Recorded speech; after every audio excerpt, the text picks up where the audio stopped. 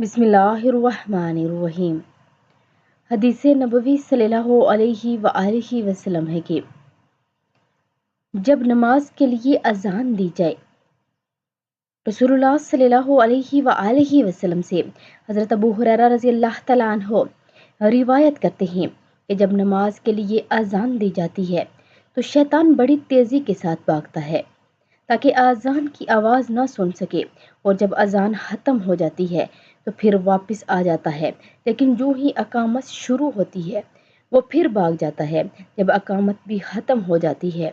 تو شیطان دوبارہ آ جاتا ہے اور مصلی کے دل میں وسوسے ڈالتا ہے، کہتا ہے فلاں بات تمہیں یاد نہیں،